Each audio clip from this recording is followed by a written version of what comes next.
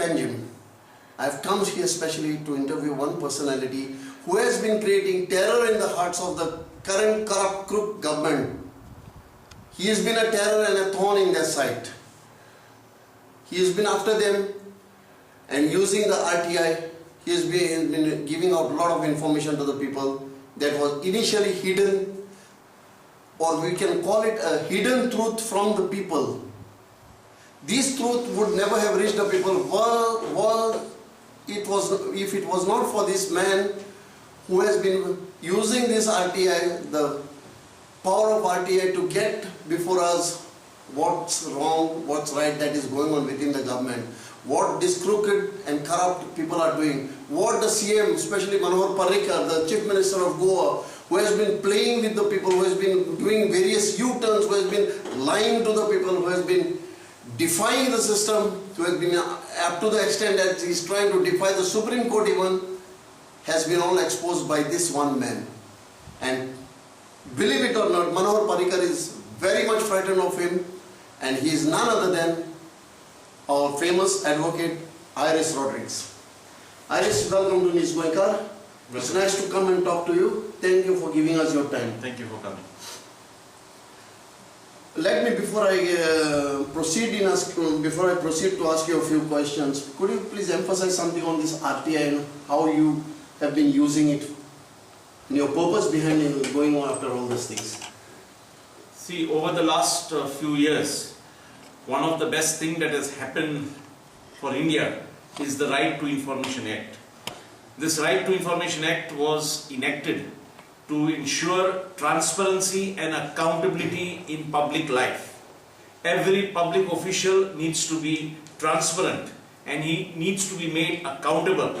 So for this, we now have a very powerful tool in the way of Right to Information Act. At various stages, various politicians are trying to scuttle the Right to Information Act, are trying to weaken the Right to Information Act, and this we have to strongly oppose. We have to make every effort, because this Right to Information Act has to be further strengthened. But on the contrary, politicians are trying to weaken it all over the country. In Goa, we have the example of our Chief Minister Manohar Parrikar, who while in the opposition made maximum use of the Right to Information Act, but now that he is in power, he is trying to scuttle this act, trying to do everything possible to weaken this act. This we will not allow, and we will make sure we scuttle every move by the Chief Minister to try to weaken this Right to Information Act. This Right to Information Act was given to the people of this country to ensure transparency and accountability in public life. All sorts of corruption which over the last few years remained in closed doors is now in open domain.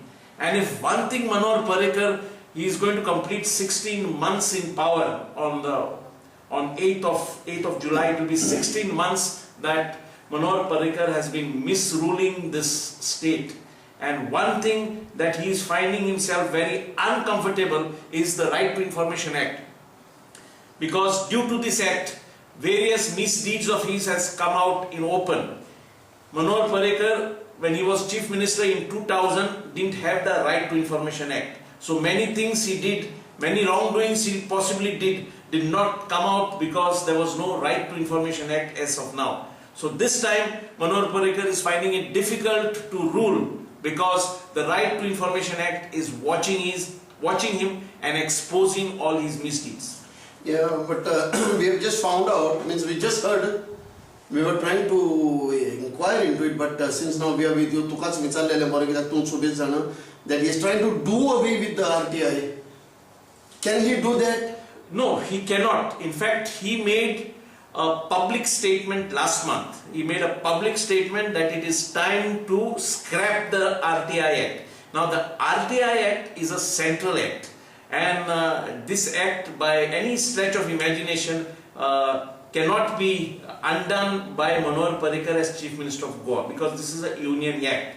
But the Union Act provides a provision that the state government can exempt certain organizations or certain sections of various departments to be exempt in case it is in the interest of national security. So those exemptions can be done, but Manohar Parrikar is trying to misuse that exemption and trying to keep various departments. So gradually he will get various departments out from Right to Information Act, which we will not allow. We have already today sought an appointment with the Governor of Goa. The Governor of Goa has given us an appointment on Tuesday morning. That is on 9th we are meeting the Governor of Goa, and we are going to make it very clear to him that he should not accept any proposal from the Goa government to try to exempt any department, because the various exemptions provided are already there. Certain intelligence departments are exempt from the Right to Information Act, and this is already in the Act. So there is no need of any further exemptions, because Mr. Manohar Parrikar is trying to indirectly, step by step, bring one by one every department within the exemption of RTI Act, which is not acceptable. So I am sure any proposal of the government will have to be accepted by the Governor of Goa, and I am sure this governor will not accept such a proposal from the Chief Minister. So we are officially meeting him on Tuesday morning. We have already sought an appointment, and we will convince him that the Right to Information Act was for the good of the country, and we cannot allow Mr. Manohar Parrikar to go out of the way high-handedly to try and destroy this act. Don't you think that he is trying to act like a dictator? That he is a dictator, the whole state of Goa knows it. Everyone in Goa knows it, and more his own MLAs, his own ministers say that he is a dictator, that he doesn't take anybody in confidence. So if his own ministers, if his own MLAs, and if his own party men feel that Manohar Parrikar is a dictator, nobody else needs to give him a certificate that he is a dictator. Before I forget, I would like to ask you one question. Have you turned, I don't know if you have turned your attention towards it or have you been attracted towards it? During these elections, Alina Saldana was elected unopposed. At the last, very, very last minute, Raymond and Borkhar withdrew their nomination. What do you think of this? Do you think, as people are feeling that there is some sort of game played within, a dirty game, what have you got to say? Have you, using RTI, found out anything? See, basically, the whole manner in which this has been all done after the death of our friend Matani Saldana, I think this whole thing was a fraud on democracy. In fact, if I can recollect, Manohar Parrikar tried to swear in Mrs. Alina Saldana as cabinet minister even before the election, which was contrary to law. I took up the matter with the election commission then, and I remember the election commission had to tell the chief minister that he could not do this. So, and Matani Saldana basically was against family Raj. So if Matani Saldana was against family Raj, trying to bring in Alina, okay, because the BJP knew they could not get anybody else elected, on this sympathy vote they brought Alina Saldana, contrary to what Matani's views were. Matani was very clear. If you recollect, during the last election, at various meetings, he always spoke against family Raj. So if Matani Saldana was against family Raj, how does the concept of trying to bring Alina Saldana in fit into what legacy Matani Saldana left? Because the BJP knew that they could not get anybody, and that whole drama, it was a very staged managed drama with the cooperation of Mr. Mervyn Gudino, which they managed, and the whole thing was a fraud on democracy, because in democracy you need to have an election. So they tried to avoid an election, and this was a whole thing which was well fixed and done. Totally manipulated. Totally manipulated. Thank you.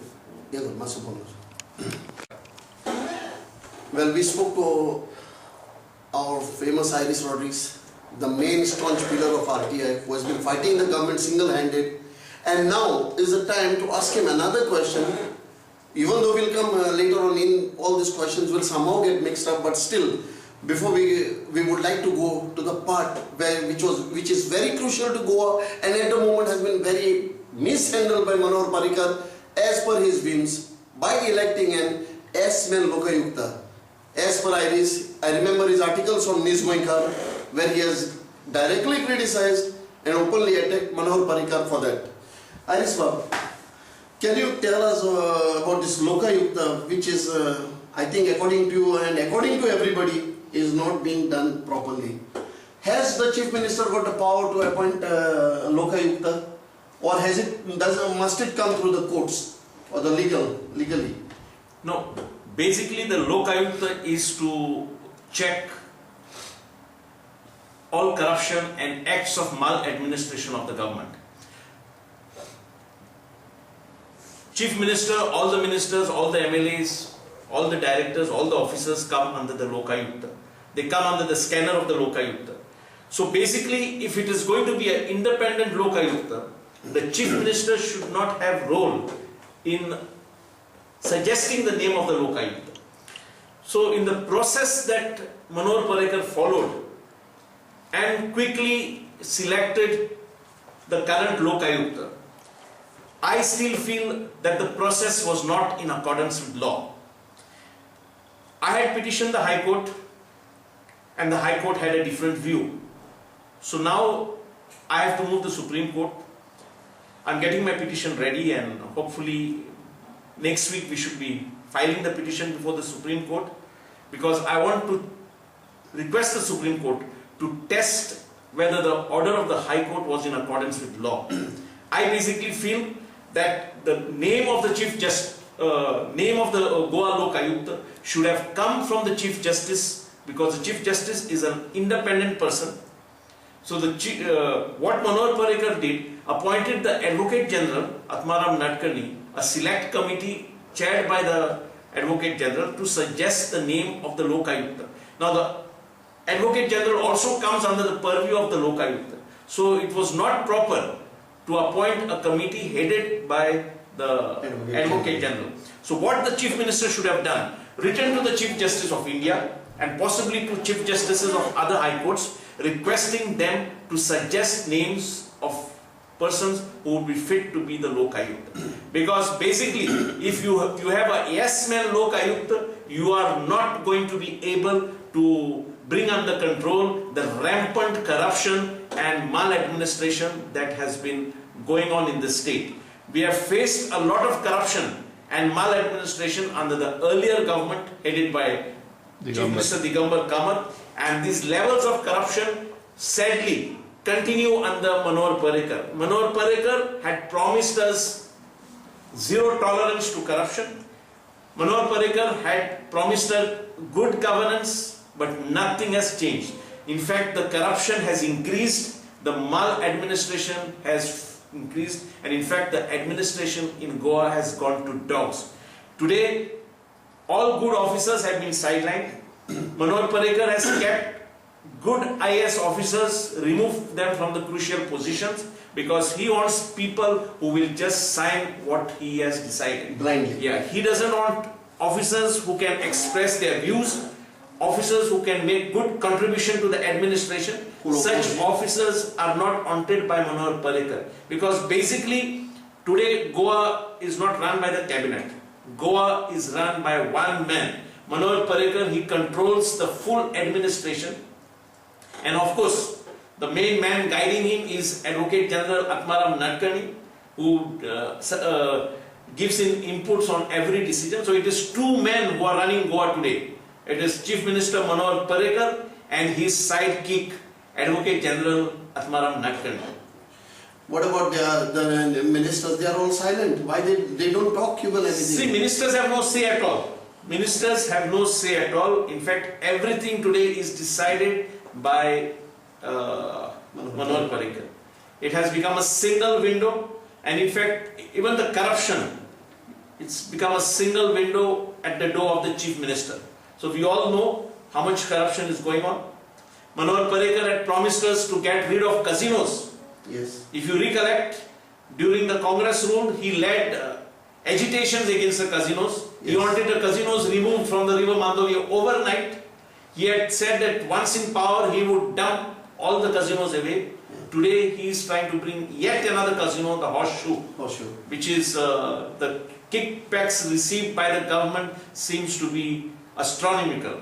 So Mr. Manohar Parrikar has taken many U-turns, and one U-turn is on casinos. While he was in the opposition, he had called casinos as dens of corruption, dens of gambling. And now it was very bad for Goa. He had said that it had to end. Today he is increasing this culture because it is a lot of revenue to his party coffers, because the casinos are bringing a lot of money into the BJP coffers. So all these U-turns Mr. Manohar Parrikar has to justify. Now on the right to education, there is a lot of discontent amongst all the teaching and student community, because the classes in the schools have been increased by half an hour. Schools which used to end at 1:15 now end at 1:45. This is not acceptable. Manohar Parrikar is fighting with the central government on wrong issues. This is one issue he should have told, that this is not acceptable to the government, because basically today students are overburdened. It is not the quantity of hours, it is the quality of hours, the quality of education that we give our young children.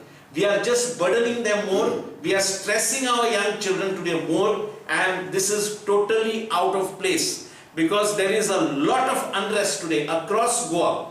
Parents and children are all upset that this government has increased the hour, half an hour every day, which is taking the children up to 1:45 in their classes. Now Manohar Parrikar is trying to say that this is a central act. Let Manohar Parrikar not fool anybody.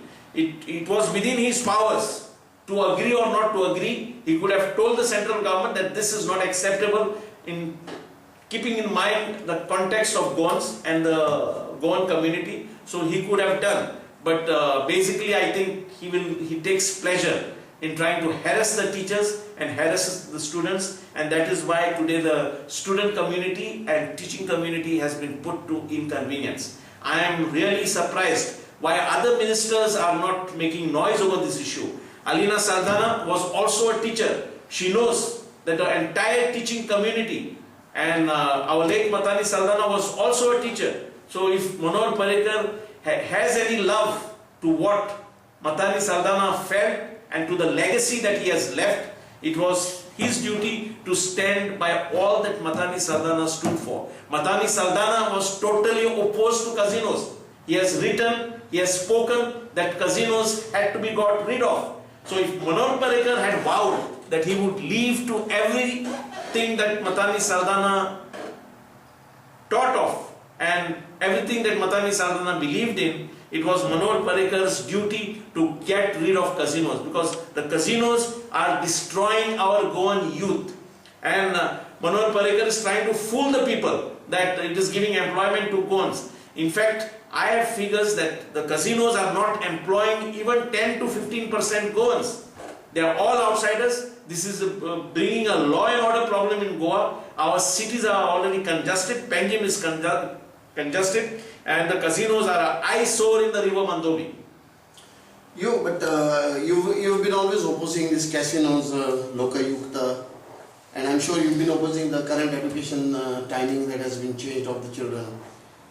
Is there no way that anybody can stop this man from doing all these wrong things? There is not a single way. Well, it seems that he is going on and on, Manohar Parrikar. No one is bothered to talk. Alina Saldana may be a teacher, but she never bothered to speak about this. She is too much involved in her own personal things. I'm sure about it. And I'm sure that she won't talk about it because... No, she's basically now she's a minister. So she has got used to the chair, I guess. You know, once anybody is in the chair, he thinks the chair is more important than what the person thinks. So one has to stand for certain principles, even at the cost of losing the chair. And I think if a true tribute to Matani Saldana, and if Alina professes that she was going to do everything Matani Saldana thought of, it was her duty to stand by what Matani Saldana stood for. Matani Saldana was against concretization of Goa. He was against this rampant construction. In fact, I remember hearing him on various occasions.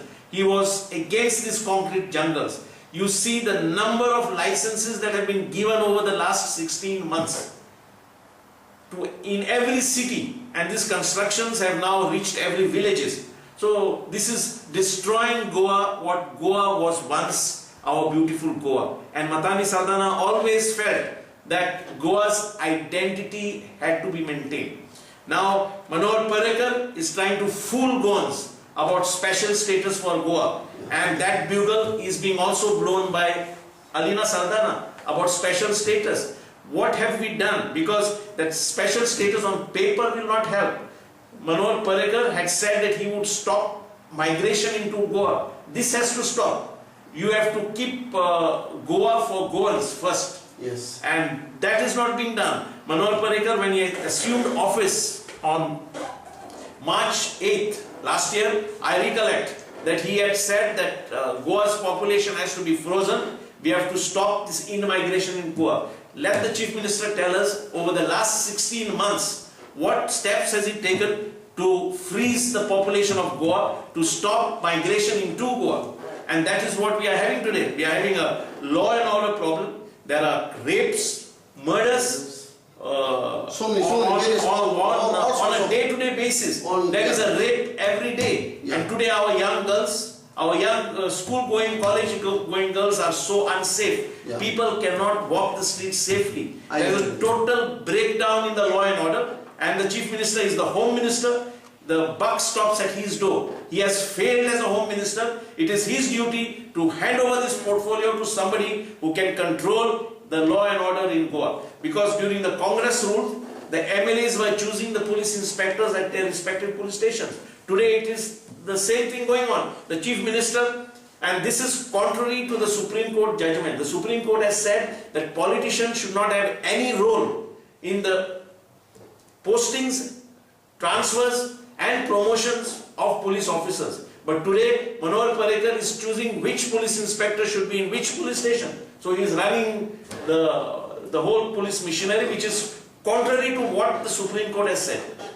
He's acting like a dictator. He thinks himself to be a dictator, which he is not. He is a dictator. Yeah. He is a dictator, yeah. But he is a dictator in a democracy. Yeah. And in a democracy, there is no room for a dictator. Yeah. Okay. Arisbab, nowadays in Goa, especially your side here, Chimbel side, gangs are flourishing like anything. There's no stop on them. Almost every day we hear girls being lifted up in the cars and others forced into the cars and so many things. Can you say something? Can you emphasize something? No, basically the and the Chief Minister is basically the character and level of our politicians has stooped very low. Today politics is all based on money and muscle power. All the politicians have their own gangs, and unless they have their own gangs, they don't survive. So basically this gang culture, unfortunately, is here to stay. We had the incident 2 weeks ago when a prominent doctor in Panjim, Dr. Oscar Ribeiro, was attacked by a bouncer. Yeah. But this bouncer culture is here to stay thanks to the inaction of our politicians. And you have these gangs today in every village, and this is something bad for Goa. Because Goa, which was a peaceful, very tranquil place, and it's no longer that place. Yeah. And the government, it may be difficult for the government to return back to what Goa was, but at least you can take steps to stop further deterioration of the law and order. Which they are not doing. And Manohar Parrikar, when he was in the opposition, the full crime he used to blame the then Home Minister Ravi Naik. He used to jump Today the buck stops at his door. Yeah, and he does nothing. Absolutely nothing. Okay. Arisbab, now the Goans, I'm sure they would love to approach the police, but from what I've observed by moving around in Goa now, people are frightened to go to the police. They tell me practically, they told me, some of them told me if the police will do nothing, they take bribes money, hafta or whatever money, thousands and crores or lakhs, and they will just hide off the case if it, like it happened to Cipriano case and all those things.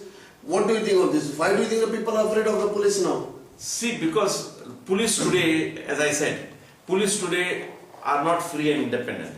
They are run by the police, run by the politicians. In fact, before a police officer registers any case, he waits for the phone call, for the directions.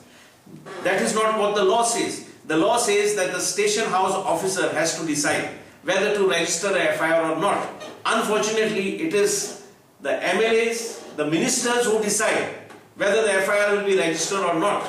And that is the reason. Sometimes, of course, there are some bad police officers, but there are also some good police officers. But good police officers get scared to function because they are scared of political retribution. And that is the reason I feel sometimes people hesitate to go to the police station, because it can be a very unwelcome and a bad experience to go to the police station, because you have to go for days together, and unless you have the right connections, you will never get your FIR registered. So that is the problem. And this, the Supreme Court has been very seized of, because in that famous Prakash Singh case, the Supreme Court has said that the functioning of the police has to be totally insulated from any political interference. And that is what the Supreme Court felt would be the only way to reinstate the faith of the people in the working of the police.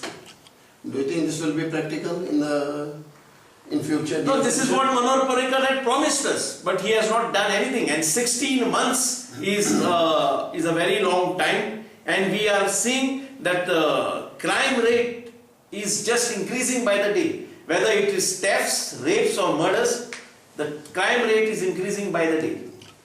Thank you. Sir. Welcome back. We are back with Dr. Iris, and we'll ask him some more questions now on the special status for Goa. Where Goa stands without this special status, as he himself is a part of special status movement. Am I right? No, You are not a part of it. No. But still, I would like your opinion. No, Let the people know what do you think about special status. We had addressed various meetings. In fact, I recollect addressing meetings even in 75, 77, when Dr. Jack Sikera was there. I later over the years also addressed various meetings along with Matani Saldana. So we have been only doing talking, but the politicians have not done anything concrete. Because there is no need of officially having that special status. Within the laws today, we can protect Goa for Goans. We can take steps, because nobody is against migrants. What I have been requesting the government over the last many years is that somebody coming from Karnataka to Goa or somebody coming from Orissa to Goa should get only that a Goan would get in Karnataka or a Goan would get if he goes to Orissa. Today, you go to Bombay, it will take you years to get your ration card. But when a migrant comes from Orissa or a migrant comes from Jharkhand to Goa, within a few weeks he is here, he is comfortably as a Goan. So this cannot go on. We are encouraging more migrants to Goa. We need to make rules where jobs will be reserved for Goans. New industries coming to Goa, we have to make sure that employers will only employ Goans. This has to be done. And Manor Parrikar, with all this special status talk, is just fooling the people. His eyes are on the next Lok Sabha elections, and that is the reason I am in doubt whether Matani Saldana's wife, Alina Saldana, knows what special status is. Because I expected that she, being a teacher, she would be able to express herself well. We have watched her in the assembly. She cannot speak anything unless she reads it all. So this, I think as a minister, she has failed. But above all, she has failed to stand by what Matani stood for. I would give you an example. Matani was very clear that he was for Dabolim, and he was totally against MOPA. Till date, Alina has not made a stand clear that she is opposed to MOPA. She is part of the cabinet. At the cabinet she has to dissent. She has to walk out of the cabinet meeting when the cabinet says that they are for MOPA. This is what Alina has to do if she is really for Dabolim. Yeah, but now see, there was a movement for special status for Goa, which was handled by Florian Lobo, Advocate Antonio Lobo, Professor Prajal Sakardande. Suddenly Alina started her movement, something named by Goa for movements of special status, and pulled in Prajal Sakardande from this group to that group. She could have very well joined this group, I'm sure about it. What do you think? Is this some sort of way to destroy this movement? Or all these gimmicks by Alina Sardana or anybody who are trying to just take political mileage out of this issue will fool no one. Because we Goans have to stand united to save what remains of Goa. It is very sad to see the sorrowing remains of Goa being further buried down the road. This cannot go on. So Alina should be very clear, because I agree that at the moment, if we encourage MOPA, we are going to further destroy Goa, because a small state like Goa cannot have two airports. Government has to do everything possible, because there is land around Dabolim which the government needs to acquire and needs to expand Dabolim. Because the moment you encourage MOPA, and basically MOPA is an all-party real estate scam. We all know that. So, since Matani was totally against MOPA, Alina has to come out very clear on this issue, that she is opposed to MOPA. It is no good saying that she is for Dabolim. She has to make her stand clear vis-a-vis MOPA, and she has cunningly tried to avoid that.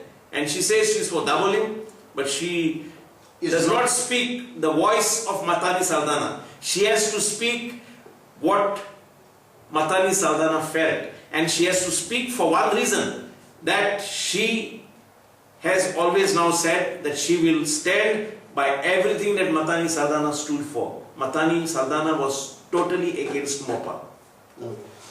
Well, regarding this same question about MOPA, the special status, we don't need two groups, I think. I think now the Chief Minister has decided to join the special status. Don't you think that this is a diversion to the MOPA issue? Chief Minister is just bluffing the people of Goa with this. This is all talk for political mileage. This is all talk for political entertainment. I don't think any of the ruling politicians are serious about special status. What about the Indian Navy? They are opposing this. They don't want to hand over the things back to the Goans. They are claiming Daboli as the prize booty of the war, which in the modern world has no place. I'm sure of it. No, that you should see. Besides the Navy land, there is other land. There is land, lot of land around there. No, I'm not talking acquired. I'm not talking Now, about the Navy. See, because these things, the issue with the Navy has to be resolved across the table. The differences that there are with the Navy. But this is something Manohar Parrikar should show statesmanship. His confrontational attitude with the central government, just because the central government is not of his party, speaks it all. Because in the year 2000, when Manohar Parrikar was the chief minister, we had a BJP government at the center. Yeah.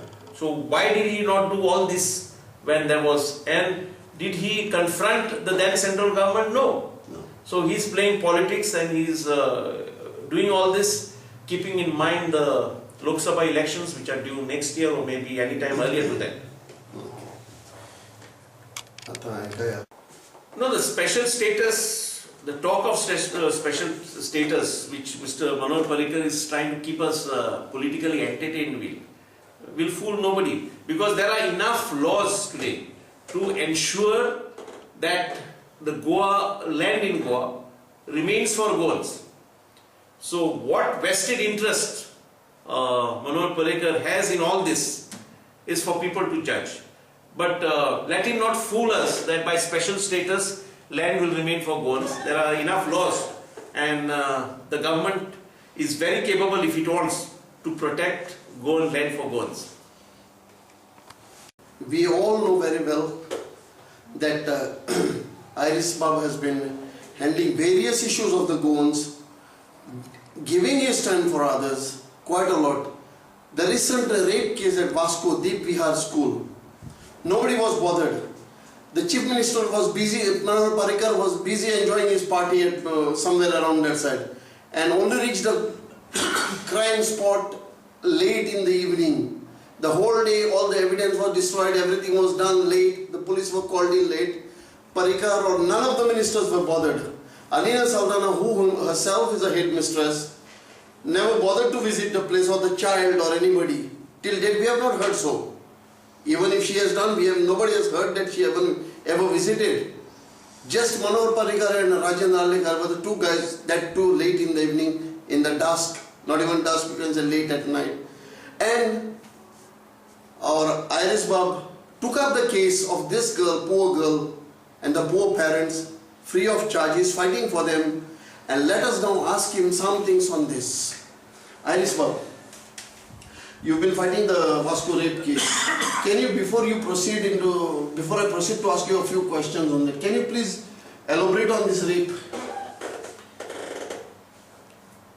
You know, it's a very sad case that a child in the second standard gets raped in broad daylight around 9:30 in the morning in the toilet of our own school. And basically this rape is by somebody who was very familiar with the place. This rape is not by any stranger. Now this young girl, when shown photographs, has identified the rapist, has identified the photograph of the accomplice who accompanied the rapist on 2 days or 2 or 3 days earlier to the rape.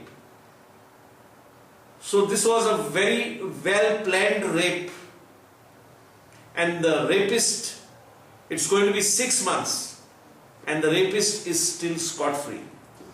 And this government should realize that if today the rapes are on the increase, it is because they get more courage when they know that one rapist is moving the streets today freely.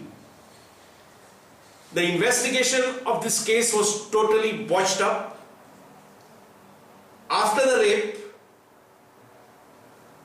the headmistress and other staff of the school washed all the evidence possible, and it is very clear that they did this to hush up the case and try to protect the alleged accused. The rape was around 9:30, 10 in the morning.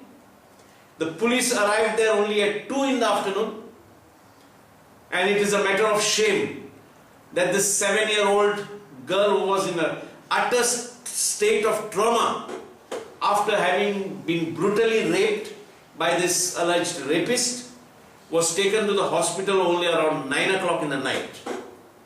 All this while the police and the school authorities were hushing up the whole case. Now Manoj Parrikar has had time to visit victims of various tragedies, but it is appalling that it is almost 6 months and the Chief Minister, who is also the Home Minister, besides being an Education Minister, has till date today not visited this young girl and her family. Manoj Parrikar has to explain to the people of Goa Yes, we know that he did everything possible to hush up the case, but he should have had the courtesy, because this is a 7-year-old, very innocent child who was brutally raped. And the reason why this case was hushed up, and the reason why the Chief Minister has had no time over the last 6 months to visit the victim and her family is very obvious. The girl comes from a very poor family, and that is the reason why this government has been able to manipulate and hush up the investigation. They have totally botched up the whole investigation, and now to wash his hands out of this case, the Chief Minister has directed that the case be handed over to the CBI. Just like the drugs case. I am very doubtful, because whether the CBI will accept this case. I feel that the CBI will return this case back to the Goa police and ask the Goa police to continue with the investigation. Now the file has been sent to the CBI 2 weeks ago, and the CBI has sent the file to Delhi to their central office, and it's the central office which will decide whether this investigation should be carried out by the CBI or not. I spoke to various officers, and they feel that what the CBI will do is send the case back to the Goa police for investigation, because they have botched up this investigation, and after 6 months I don't think the CBI will be able to do anything with this case. Sunita Sawant has been investigating the case. An officer who has no capability of investigations, doesn't know what is investigation in fact. None of our cases have been convicted so far. We never heard of any convictions for our cases, but acquittal of most of our cases, 99% of them. Runs after a migrant who molested someone in Margao, a child in Margao, who was admitted in the hospital to divert the whole issue. Didn't you do anything on this? Did you not act over this since you took over the case? No, there were many officers put on this case. There were good officers also put on this case, but they were all acting on political directions, and the political directions to the police was to hush up this case. So when there was clear political directions, high-handed political directions to the police to hush up this case, for one, we cannot blame the police officers. They acted on political directions, though this was a very clear case where they could have investigated and caught the rapist, and the government would have proved to the people that it would handle rapists with an iron hand. It would scare other rapists from committing such acts. But the hushing up of this Vasco rape case is a green signal to other rapists to continue raping our young girls. When you took over the case, did you not get after the police and all to do their work? Or even the... I know as far as I'm concerned... We moved an application before the Children's Court, and the Children's Court gave various directions to the police to investigate. But now that the case is handed, because the police have wrapped up the case and handed it over to the CBI. So now we have to see what the CBI does, whether the CBI hands this case back to... And I have already publicly said that Chief Minister Manohar Parrikar will have the curses for the rest of his life of this young 7-year-old girl. Because if this 7-year-old girl could not get justice from a Chief Minister who promised good governance and parivartan, the Chief Minister should have realized that this is a young 7-year-old girl.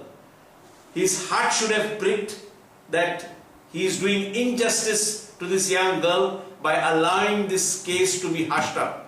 And it is very clear from all sources that the Chief Minister personally monitored the hushing up of this case. I think, I remember in the police department, the DIG Ujjwal Mishra, he was jumping up and down, I'll do this, I'll do that, I'll do that. I personally wrote him, put an email to him calling him a joker of the police department. Did you contact him by any way and ask him when he was jumping up and down earlier, what happened to now? Yeah, he's OP Mishra. See, because we had met the DGP, we met the DIG over this case. We met all the officers, but they were all working on political directions. There were political directions to hush up the case. Was money involved? And you can very well know that if the Chief Minister has for last over the 6 months not cared to visit this girl who was brutally raped, not cared to go and share some time with the parents who are grieving, so the guilt lies at the CM's door. Okay. Do you think money was involved in this?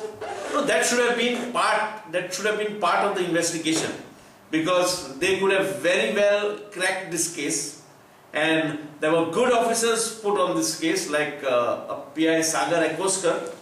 He was on the right track, but he was immediately removed from the investigation because the intention of the government was to hush up the case. Hush up the case. So no, what I'm saying, like now, do you think any money is involved in this? That should be part of the investigation, you know. But if not money, I'm sure it is power that was utmost in trying to hush up this case. They arrested Headmistress Charlotte Furtado. Was this just a show off or something? Yes, of course.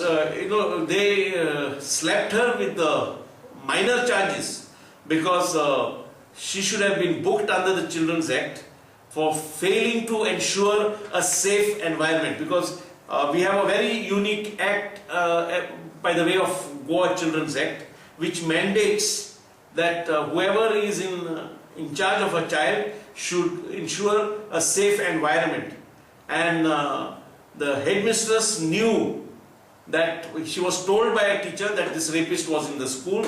It was her duty to personally ensure that the rapist was out of the premises, but possibly because the rapist was related to her and this was an insider's job. We'll be right back after a short break. We'll get back to some other issues as Dr. Iris will discuss with us.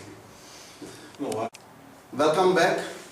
We'll ask, we have taken enough of time of Dr. Iris Rodrigues, and we would like to wind up our exclusive chat or interview with him. But before that, I would like to ask him one last question. Iris Babu, now due to this interference of the politicians with the police, and the police's inability to solve the cases due to the pressure of the politicians, and even hostility towards the victims, what do you think now the common people or the common person like this parents of this rapists and rape victim and all should do? What the common people should do now in this case? See, basically, what is your advice to the common people? Basically, when the Supreme Court insisted by that order in the Prakash Singh case that the police should be totally insulated from political interference, the working of the police has to be totally insulated. One more direction given by the Supreme Court in that case, that they had said that every state should form a state police complaints authority, which we have in the last few years in Goa. So any complaint against any malfunctioning, any high-handedness by the police, the victim has to complain to the police complaints authority, which is headed by a retired High Court judge. It was earlier headed by Justice Yorik Silva. It is now headed by Justice Kandeparkar. So the police complaints authority is the place if you want to complain against any abuse, high-handedness or inaction by the police. If the police don't act in accordance with law, the person you can complain is the police complaints authority. Thank you very much, Iris Babu. You're welcome. Thanks for giving us your time, and we to go sadan bore आवडे तो या पुढे तुझे अशेंच करचे आणि हे भाषेत गोंयकारांक तुजो तेंको दिवचो आणि झगडत रावचे या चोरां आणि वांकड्या मनशां हे राजनितींतले. Let the cops fear you as they do now. Let them think 10 times. On behalf of Ms. Goenkar and my team, I take this opportunity to thank you, and I will be hopefully seeing you next time when I come to Goa. Okay. Thank you very much.